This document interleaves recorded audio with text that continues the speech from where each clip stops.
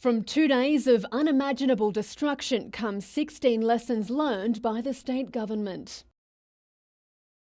Among the recommendations released yesterday, the government has highlighted the need to plan for future recovery centres, to engage more with local media outlets and to better communicate with regional and potentially isolated communities.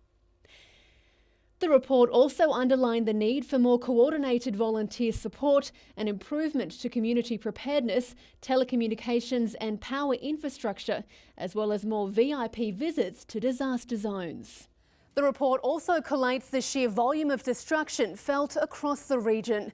Record-breaking winds of up to 135 kilometres an hour were recorded on the Central Coast, while hourly rainfall rates of up to 150 millimetres inundated parts of the Hunter.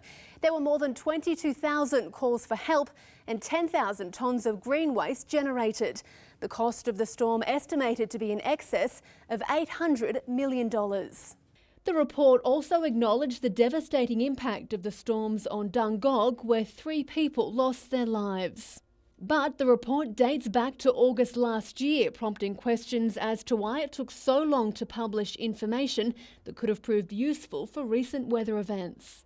It's such a shame it's taken so long for this to come out, and another huge East Coast low before, they've finally put it out after that. It should have come out before that. It really is a disgrace. But the state government says there's room for improvement on both sides of politics.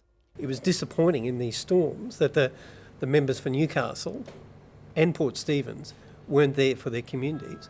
The state government says it has endorsed and taken action on all of the report's recommendations. Georgina Smythe, NBN News.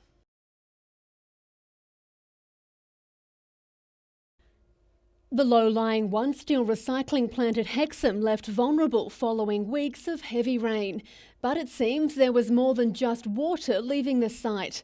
The New South Wales environmental watchdog now keeping an eye on the property after being made aware of tainted runoff being directed into the nearby Ironbark Creek. In a statement to NBN News, a spokesperson says the EPA will continue to monitor the site and is likely to require further measures to be implemented in the months ahead to better manage stormwater and prevent pollution from the site. The manufacturer says the substance is not toxic waste, but couldn't confirm the origin of the runoff. A One Steel spokesperson says there was excess water on the site due to flooding last week, but added the excess was pumped into a gross pollutant trap and it used additional measures such as tankers to extract water holding on the site and straw bales to filter sediment. Georgina Smythe, NBN News.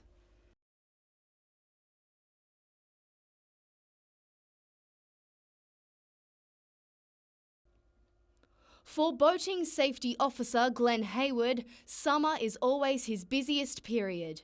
But when it comes to the rules of the waterways, he is realising some hunter sailors are not remembering the basics. A lot of people get their boat licences sometimes, decades ago, and they've never done any sort of refreshing on the rules. And obviously, legislation changes. Operation Boat Safe is Roads and Maritime's newest safety initiative to remind skippers to review boating safety requirements. Vessels both big and small will be under surveillance, with equipment checks and random breath tests forming part of the inspections. It's no secret summer weather has been in short supply recently, and Mr. Hayward says that it is a contributing factor as to why many boats find themselves in trouble. We're getting massive changes in the weather patterns at the moment, so making sure that people log on, get the most up-to-date information that they can before they head out for a day on the water. But the crucial message to get across to people: the most important thing for us is that people wear their life jackets, particularly when the conditions change. Something these little fishers are taking on board. Samantha Long, NBN News.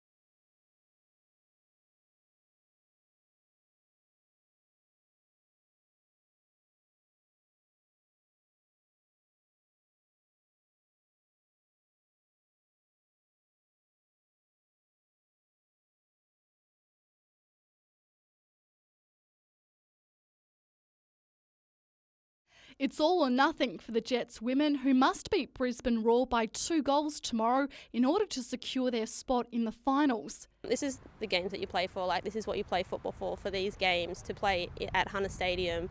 Like, it's a do or die match. Jets are expected to be bolstered by the inclusion of Matilda's defender Georgia Yeoman-Dale, who dislocated her shoulder 10 days ago. Georgia will come into the squad, and we'll see. She's trained the last 2 sessions, so we'll see how she pulls up tomorrow. If she's not too sore, then yeah, she'll start. Newcastle could have wrapped up a final spot earlier in the season, but losses to Adelaide United and Melbourne City saw their finals campaign take a hit. We put ourselves in this position. We've had opportunities to already be in a final spot, and we haven't taken them. So they need to realise that tomorrow is the last chance. Give it everything they've got. In round 7, the Jets easily beat the Roar 4-0, but they don't expect it to be as easy this time round. Last time we played, we were both missing Matilda's players. We probably coped with the situation a bit better and obviously had a good win. I'll take half of that result tomorrow. Newcastle hasn't featured in finals football since season 1. Captain Gemma Simon is feeling the pressure, but knows the squad has what it takes to break the drought. Tomorrow we just have to turn up and play how we know that we're capable of, and we have to finish our chances. Meredith Gibbs, NBN News.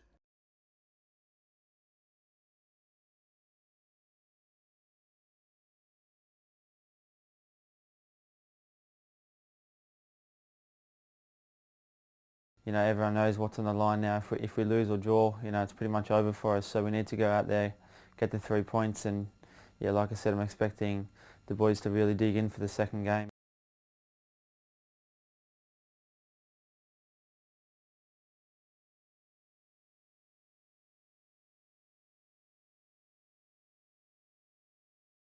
We had a couple of former Ironman world champions out there, and a lot of the Newcastle boys really keep you honest, so it was good to have a real big hit out.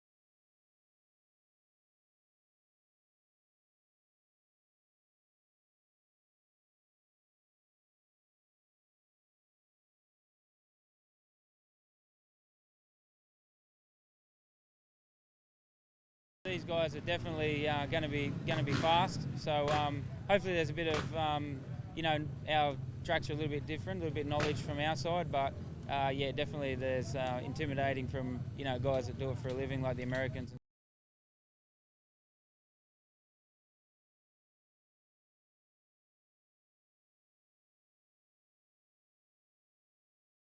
Having finished third on debut in 2015, Toby Price was gunning for another podium at this year's Dakar Rally, but winning by such a big margin was clearly beyond his expectations. To be the first Australian to win the Dakar in all divisions is yeah, crazy. I really don't know what to think. It's insane. Trailing Portugal's Paulo Gonçalves during the opening days of racing, Price took over on stage 8 and never relinquished the lead. The 28-year-old says he tackled the race in true Aussie style and it didn't go unnoticed here at home. Price enjoyed plenty of support during the gruelling 14 stages, with the likes of movie star Eric Bana encouraging others to follow his progress. This morning, former F1 driver Mark Webber was one of the first to pass on his congratulations. The 28-year-old says he can't wait to get back to Australia to show off his prize after a well-deserved rest. I'm over the moon, and I'm just very keen to lay in a hotel room and have a couple of hours sleep and catch up. Mitchell Hughes, NBN News.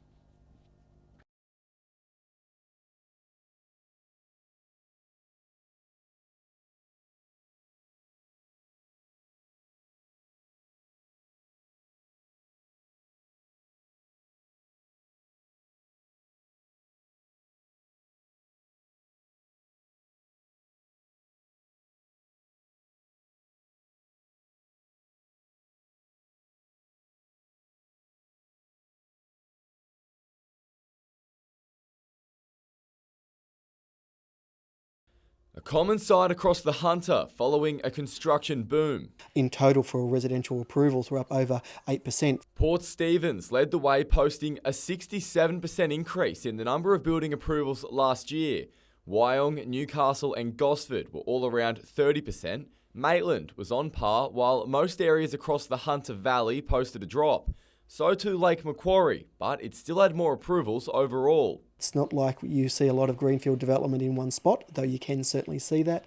But we're seeing lots of knockdown rebuilds, lots of greenfield redevelopment, particularly around marinas down the eastern seaboard as well. This is the Hunter's boom suburb. Fletcher again topping the list, while nearby Minmai and Cameron Park are not far behind. Further west, Aberglasslyn is shaping up as one to watch. The Hunter has consistently seen upward growth ever since the GFC, which is a good news story. It is gradual, strong growth that is sustainable, we hope. Deeper into the Hunter Valley, it's a different story. Confidence has been waning a little bit in the upper Hunter Valley.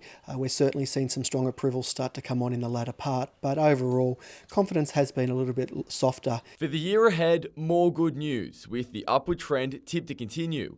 More houses, more money and even more work for the building industry. We see a lot of contractors who are very busy, and we're also seeing a lot of this being also impacted by the storms in April last year.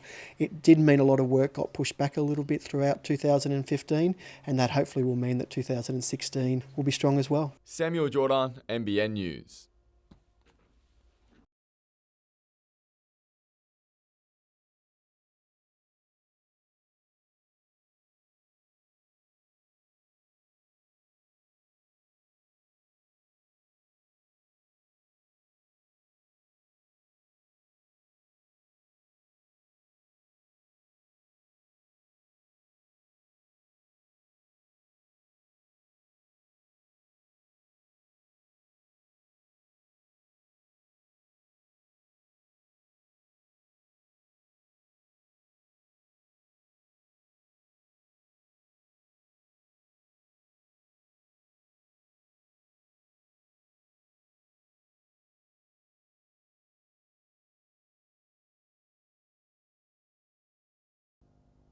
Newcastle needed a win, but it was Brisbane that went close early. The Roar put the ball in the back of the net twice.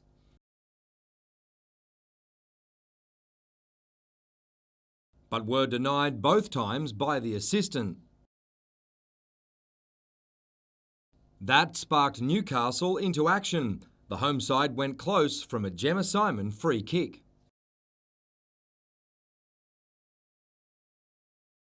A few minutes later, the Jets were at it again.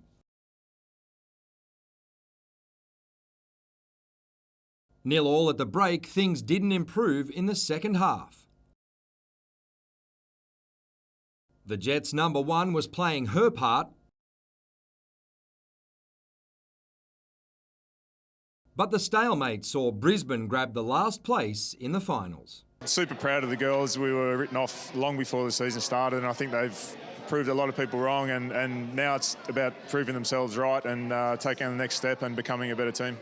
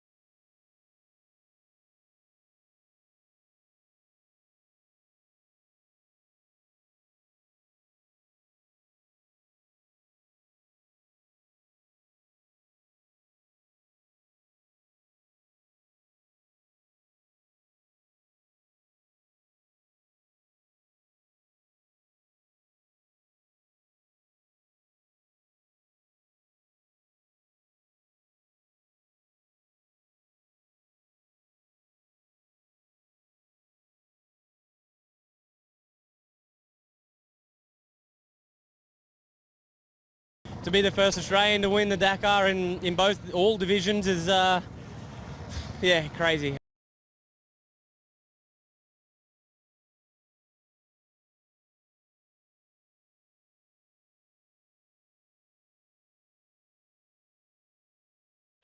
The sky aglow, the warehouse went up quickly. It was fully engulfed by the time fire crews arrived, flames and intense heat preventing them from entering the building. Instead, they had to battle the blaze from above. RJ Wood toy wholesalers full of plastic toys, cardboard and wooden shelving, providing dangerous ammunition. Police closed the Pacific Highway as the flames took hold. Firefighters quickly realised there was little they could do to save the family business as the owner watched on. In the light of day, the heartbreaking realisation of the damage. A 35-year-old business reduced to a pile of debris and twisted metal, little evidence of what proudly stood there. But it could have been a lot worse. Businesses mere metres from the inferno escaped relatively unscathed.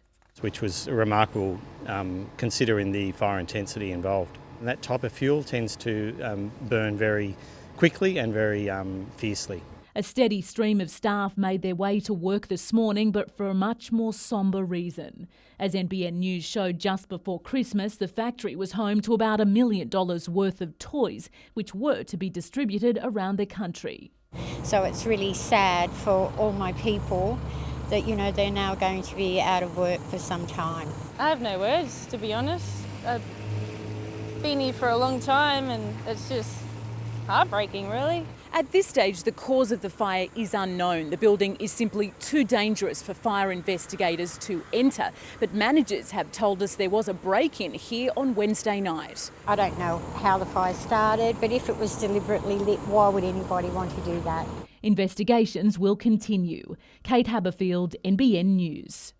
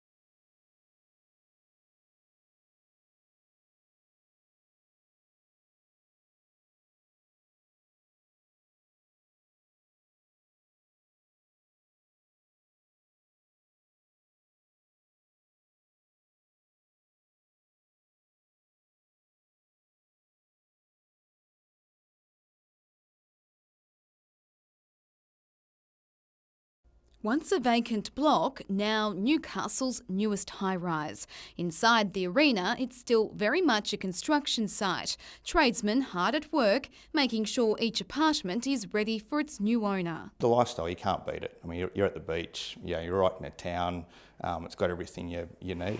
From the top floor, uninterrupted ocean views, waterfront real estate with a price tag to match.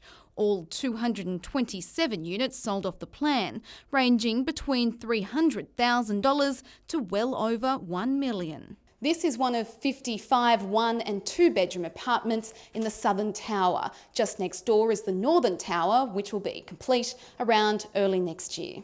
Selling agent Robertson Property believes the arena is a sign of the times, popular with baby boomers and investors. We are seeing a lot of people selling up the family home, moving into a lifestyle type change and moving into a nice two-bedroom apartment looking over the water. The demand for inner city living driving the apartment boom. We've sold over 600 in the last 18 months, and different projects. There's Newcastle West, up in Newcastle here, down at Honeysuckle. Amanda Douglas, NBN News.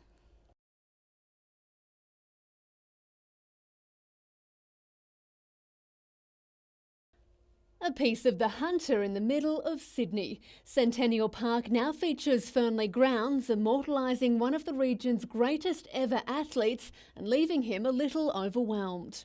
I was calling up the people at Centennial Parklands even on Friday, just questioning whether or not it is actually going to take place and whether it is, a thing that is around forever. Kurt dedicated the naming to his family, who joined him today. The idea that this is a culmination of everybody's effort, really, to everybody that was a part of this, my community, that have given me the opportunities that I've had. The grounds were named in a public competition following the redevelopment of the park.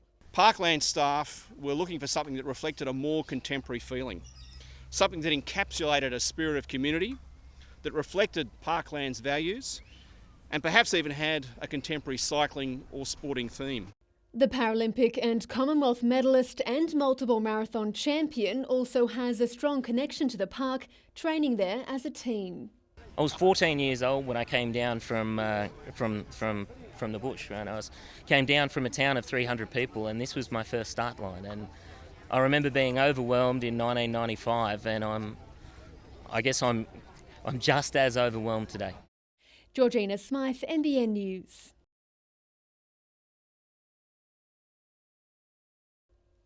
He shot to fame in one of the world's most gruelling endurance races, but Toby Price has always been number one in his father's eyes. Can't describe the feeling, it was just totally awesome. Praise for Toby's win has come from across sporting codes, from fellow Hunter athletes to champion surfer Mick Fanning, along with entertainers and politicians. Amid the fanfare, the man himself has found a few minutes to call home. Just sort of sent his love home and that sort of thing, and yeah, can't wait to see us. And yeah, no, and that was pretty well all that we got a chance to say. But and even at that stage, you could hear the people grabbing at him. Underneath the success, it hasn't been an easy ride for the KTM rider, who's been dealt with his fair share of setbacks in recent years. Price was left with serious spinal injuries after a race in 2013. Sort of almost ended his his life basically, and his career as he saw it. Just prior to that, he he went through another bad period. He lost his sister to a brain hemorrhage. Friends hope the win will give the sport more publicity in Australia. Australia's got the best off-road riders in the world. We're on top of the world in all levels, like the Enduro and now the Safari with Toby, and it's doing well. Good to see it get some recognition. Georgina Smythe, NBN News.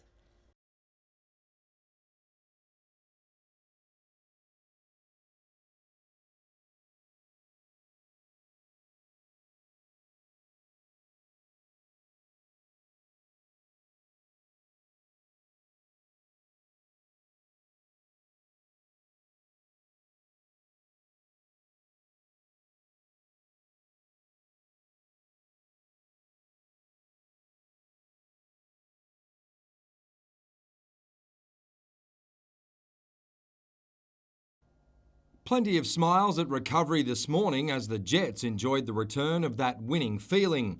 Against Wellington, Newcastle broke its goal drought, while David Carney added to his tally for the season. Today, talk quickly turned to reports Carney is being targeted by an unnamed club in Qatar. I've been approached. I'm just leaving with the management at the minute. The 32-year-old indicated that at this point, there's been no official offer from the Middle East or closer to home. No, I've not been approached from the Jets or nothing's been said yet, but there's nothing I can do, only just carry on playing and hopefully playing well each week. The win over the Phoenix marked the start of what Scott Miller hopes will be a strong combination between the former Socceroo and striker Milos Trifunovic. Definitely a big change going with the 4-4-2. Me playing further up top as a number 9 with Milos took the pressure off him a bit. The coach was happy for his team to celebrate the win, But with the final still a possibility, the planning for next round has already begun. To be 4 points off the top 6 at this point with the challenging 8 weeks we've had, 8 to 10 weeks, is still encouraging for us. Miller says Cameron Watson and Nick Cowburn are the main contenders to replace the suspended Ben Kantarowski for Sunday's clash with Perth.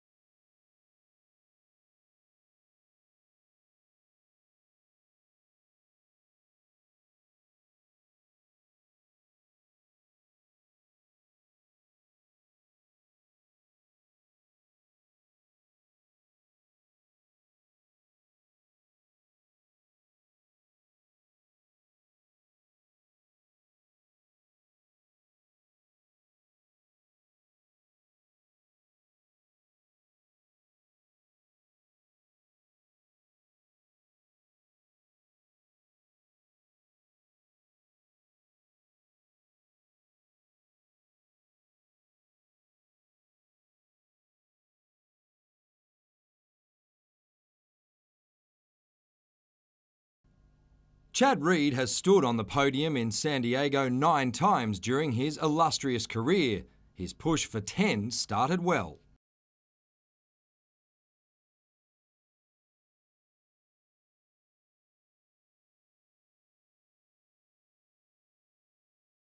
The 33-year-old qualified third for the final and was quickly in contention.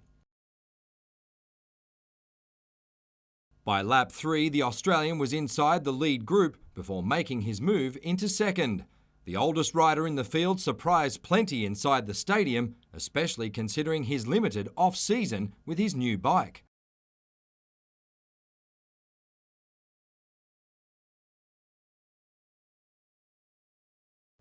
Reed chased defending series champion Ryan Dungey for 17 laps, but was eventually forced to settle for second. He says he's tired of people talking about when he might retire. I get it, you know. I don't like it, but I get it. And respect it. I'm a stubborn old guy, I guess, you know. I just love being out here. I want to be here, and I'm ready to work hard to earn my spot.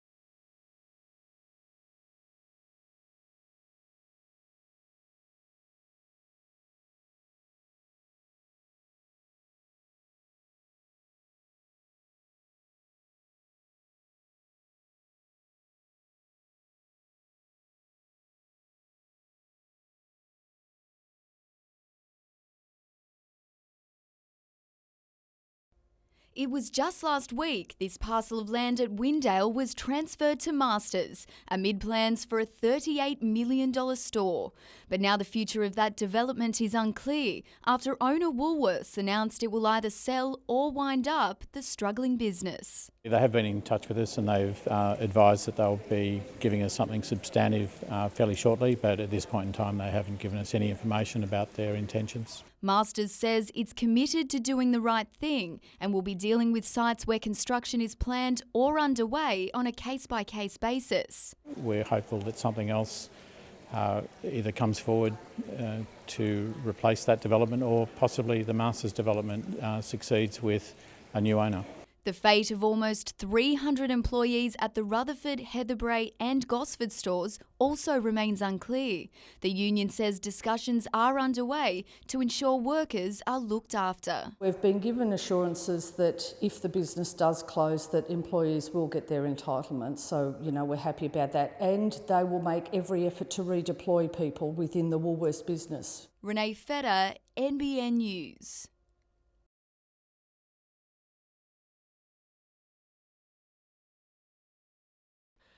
From candidate to shadow cabinet in just 10 months, Labor's new face on the front bench, Kate Washington. I'm absolutely excited by the challenges and opportunities that lie ahead for the Hunter region as a whole. Handed the political baton by Labor leader Luke Foley today after Charlestown MP Jodie Harrison stepped down from her cabinet roles for family reasons. What a political talent Kate Washington is. She's a tenacious community campaigner. Now Ms Washington's got to make her mark as Shadow Minister for the Hunter, Early Childhood and Education, and also for the prevention of domestic violence and sexual assault. Public transport, unemployment is at unacceptable levels. Domestic violence here in the Hunter is at alarming rates. Kate Washington's been member for Port Stephens for just 10 months, but was given the nod over more experienced politicians like Sonia Hornery, who's been member for Wallsend since 2007. One less thing on Miss Washington's plate, the rail debate, with Labor conceding the battle's been lost, leaving her with more time to achieve her main goal. To instil confidence in our community so that they can put their confidence in us. She's got at least 3 more years to do so. Tyson Cottrell, NBN News.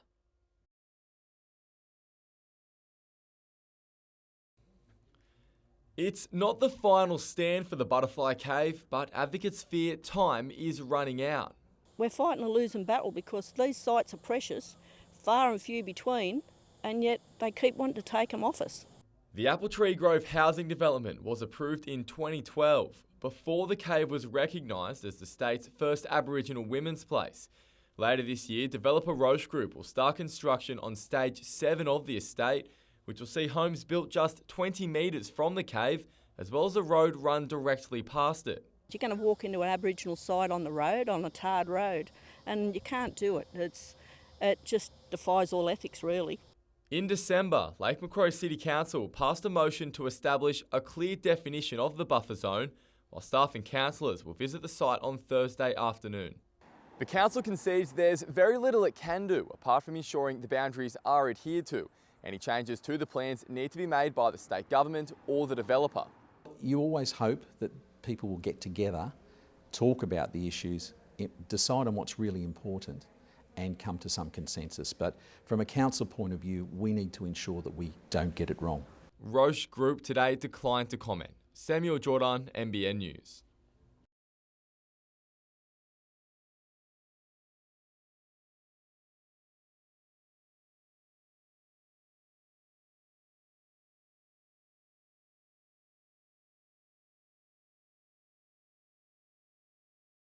It's pretty hard, mate. I do a few holds and stuff like that, but nothing like this. This is ridiculous stuff. So it's good to see it up close and personal and see what they do before they go out and on stage.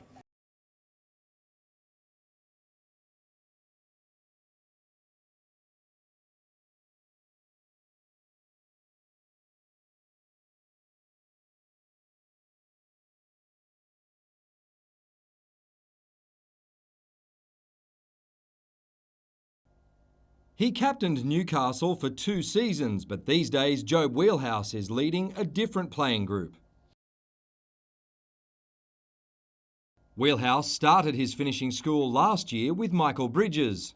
Just something that I didn't think many people were doing in the Hunter, so I guess we're bringing something new to the young kids. This year he's enlisted the help of former Socceroo David Lowe and A-League Golden Boot winners Daniel McBreen and Joel Griffiths. Griff is testing out his knee for the first time since reconstructive surgery. It's still busted. I walk around like a 60-year-old at the moment, but no, it's come along really well, and I'm 1 more month to go in the rehab phase, and it's probably the hardest month. The 36-year-old says he'd love to be involved with the Jets, but as for returning to the field, probably not. It's probably other things that are priorities at the moment. But again, like football is one of those things, you never say never. Depending on his recovery, Griffiths hasn't ruled out playing for the Jaffers in the NPL. Wheelhouse will definitely play for Lambton this year in a competition filling up with former professionals. We don't want to just go out and make up the numbers either. Like, I hate losing. I know a lot of the other ex-pro boys do. So, we're out there to have a real go at each other, and, it's only going to benefit the young kids coming through.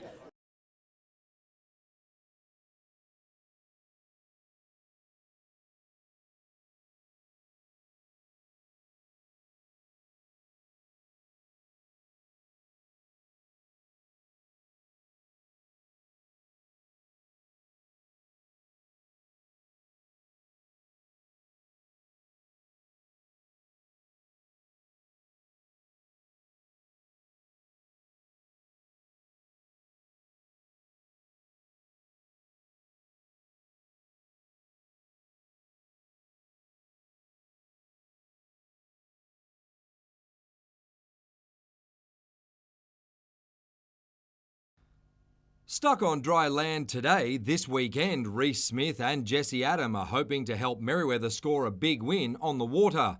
Smith has assembled an impressive squad that features the likes of Ryan Callanan, Craig Anderson, Jackson Baker and Philippa Anderson, as well as juniors Morgan Siblick and Luke Hamilton. I don't want to put a mocker on it, but I think we've got a pretty strong team. I think the hardest part's going to be me actually having to pick a team on the day. We have to pick 5 surfers to compete in each round, so it'll be depending on who's surfing the best and also the conditions, it's going to favour what surfer.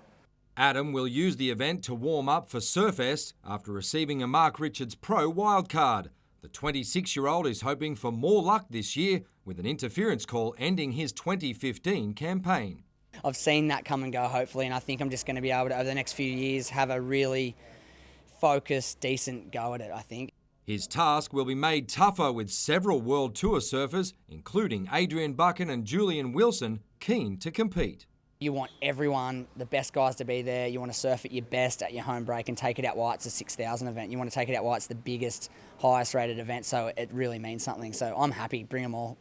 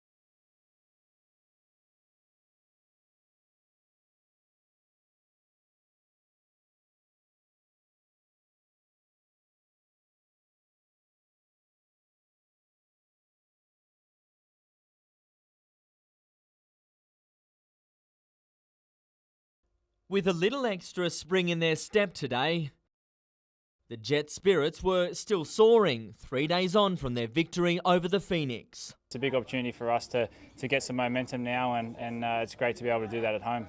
But they're now without midfielder Ben Kantorowski, suspended following this challenge on Vince Leah on the weekend. Who'll replace him is yet to be decided. Both Cam Watson and Nick Calburn did their best to impress today. Whoever steps into that role will do the job, we're certain. And obviously disappointed to miss Cantor. He's been a big part of what we've done this year, but a bit of a reckless challenge by him, which he's admitted. A notable absence at training, Leonardo, who made a fleeting return from injury against Wellington.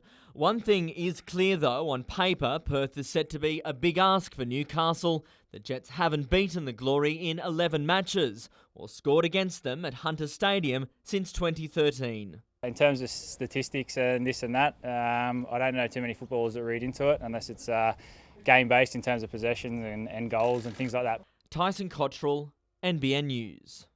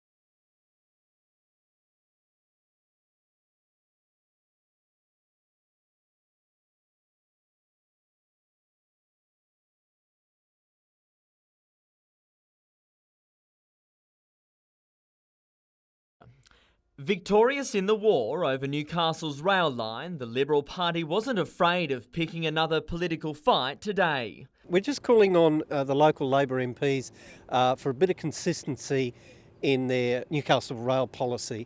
Scott McDonald claims Newcastle's Tim Crackenthorpe and Maitland's Jenny Atchison are promising voters a different outcome than their boss. And by 2019, that corridor will have development on it. It won't be possible. It won't be possible to restore the heavy rail service. This is just a complete political stunt from an arrogant government who has flouted the wishes of our community, and we don't need to respond to Mr McDonald on that issue. But they did. The response from Labor today, well, it couldn't be more united. Member for Newcastle, Tim Crackenthorpe, responded with a statement saying that come the next state election in 2019, there won't be a rail corridor to save and that Labor hasn't changed its policy. It's rather stating reality. The response from the member for Maitland, well, almost identical. Come 2019, at the next election, there will be no rail corridor to save. Labor hasn't changed our position. What we are doing is simply stating the reality. The focus for the government now, ensuring the project is completed before the election. Tyson Cottrell, NBN News.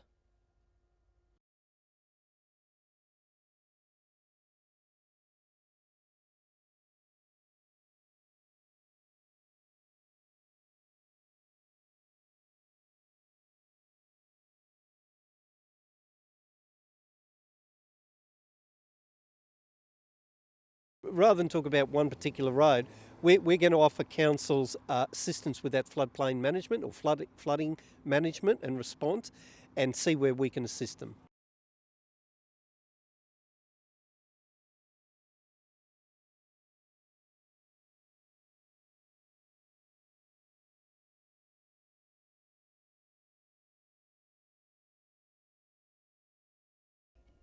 It's the merger Dungog's general manager wasn't expecting.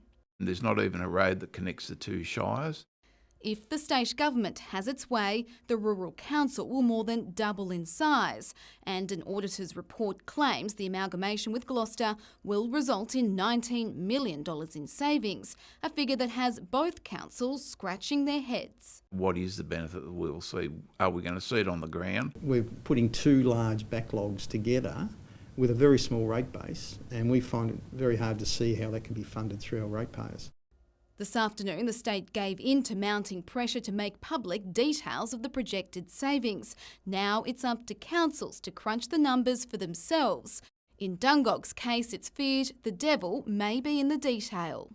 Some of the costs which are identified in here where there could be savings, I would really question. I think they're going to find a greater level of duplication, if not triplication, in some of those instances.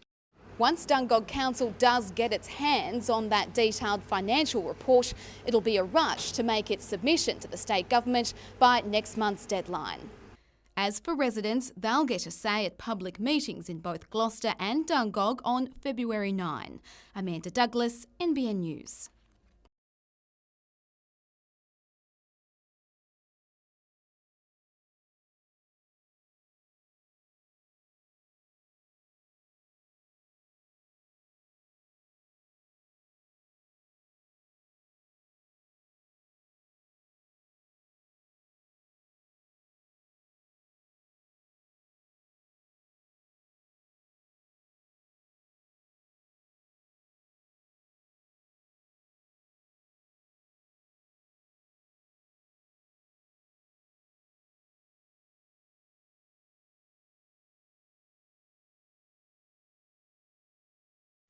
It was supposed to be a meeting that provided hope for the future of the Butterfly Cave, but the message from Lake Macquarie Council isn't what activists were hoping for.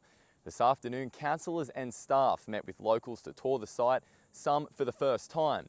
Developers Roche Group were also invited to attend, but no representatives were present. The visit is part of a council resolution handed down in December, which also calls for clarification over the 20-metre buffer zone between the cave and the planned housing development and just where it will be. Activists already want that zone extended, but Lake Macquarie Deputy Mayor Brian Adamthwaite says that's a difficult process. We're not the consent authority, so only the state government or the developer could extend the zone. We're only able to ensure that that zone is adhered to. But apparently there are still some variations that may slightly increase that, but we need to make sure that that's clearly cordoned off and that nothing happens within that site. Council will now prepare a report for its February meeting.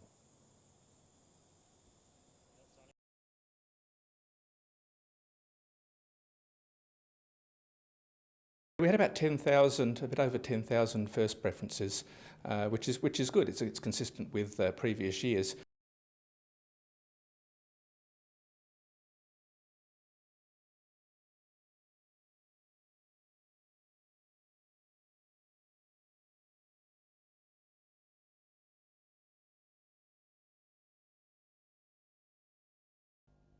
These young Knights fans might be fast, but few can match Jake Mamo for pace or fitness.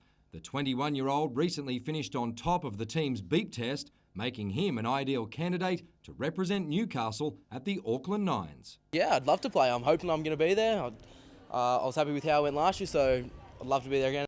Mamo finished 2015 in the New South Wales Cup, but has aspirations of being a permanent feature in first grade.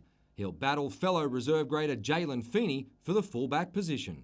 I think about it every now and then, but I'm not putting too much thought into it. I just know if I get to training, do what's asked of me, then I'll wait and see what comes round one.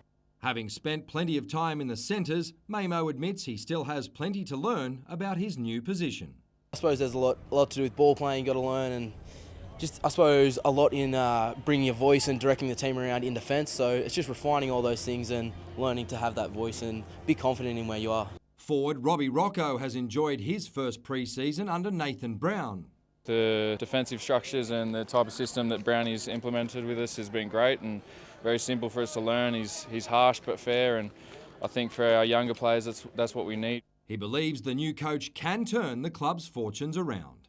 I think we might have had it a little bit easy in the past, and I think it's going to be tough under Brownie, and it's going to be a tough year if we don't do the right things early.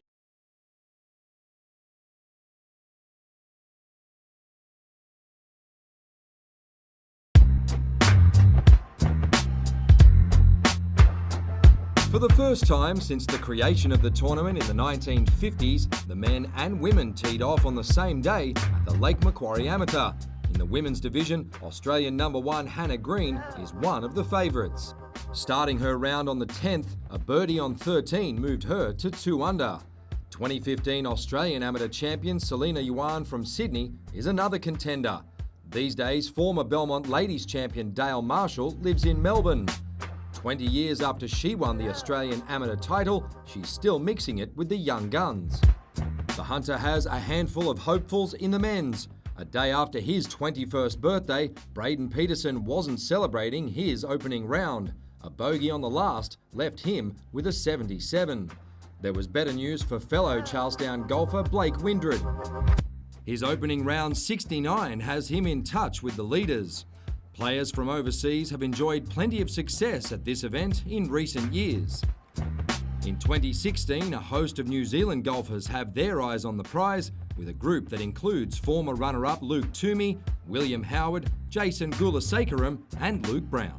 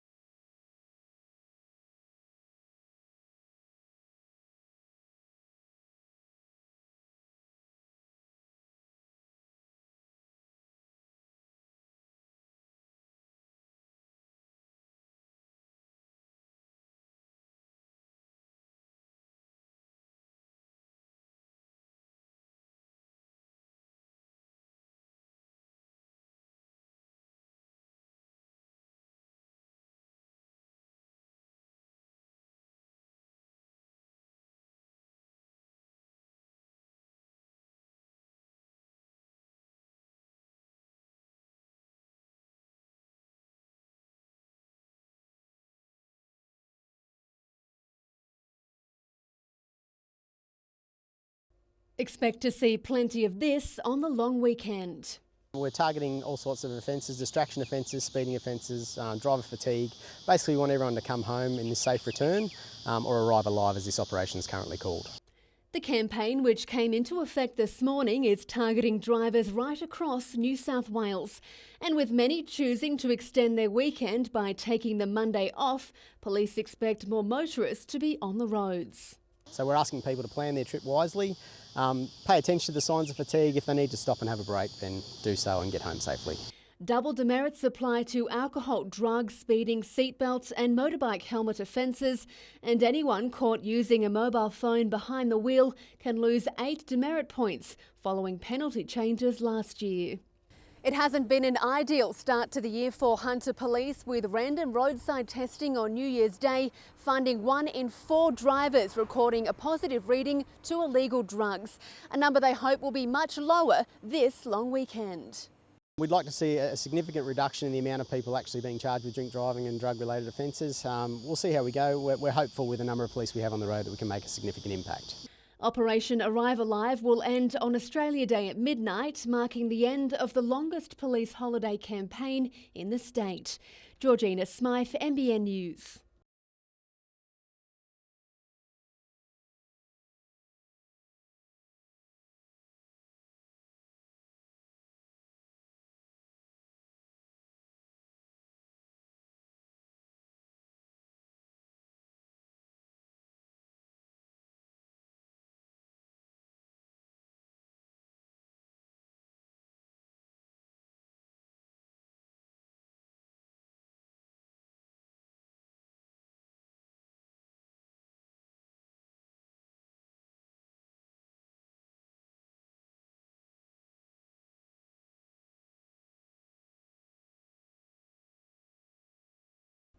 The flood may be over, but the region's farmers are still feeling the effects.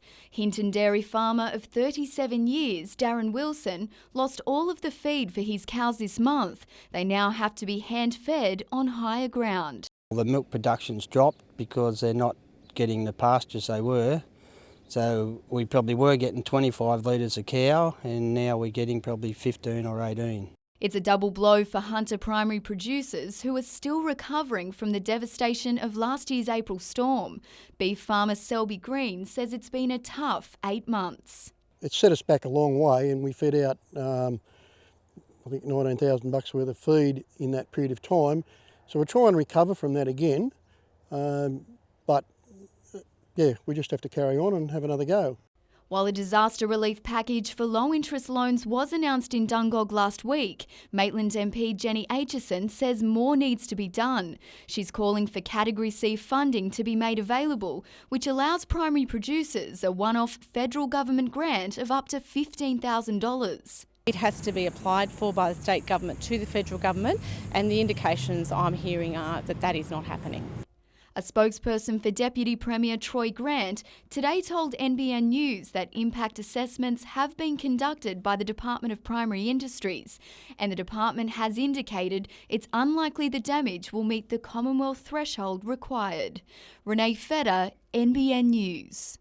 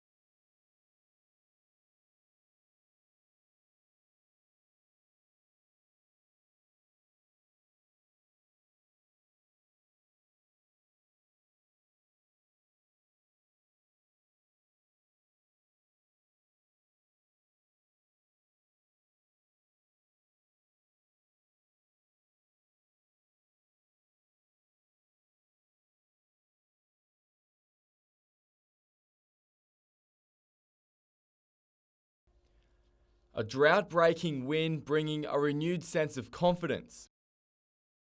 The Jets' season is back on target.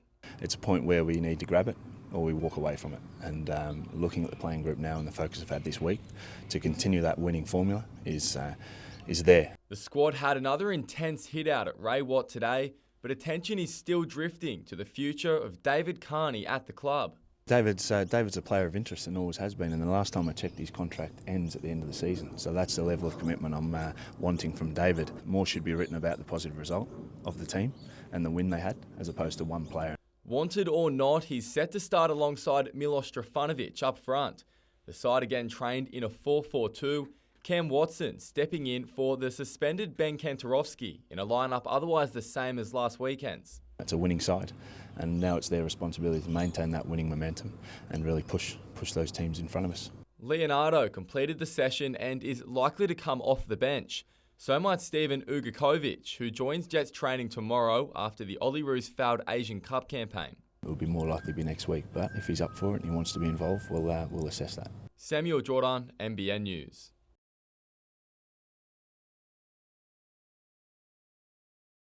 Day 2 of the Lake Macquarie Amateur, the beachside course sweltering under the sun. Overnight women's leader Minjee Park also felt the heat, collecting the grass on just her second shot of the day, before a missed putt on the green saw her bogey the first. Her South Korean team partner Ga-young Lee, who started the day in third, also found the first tough going, but posted a par. There were no putting troubles for West Australian Nicholas Kono, however, producing this 30-foot drainer, the shot of the day on the 16th.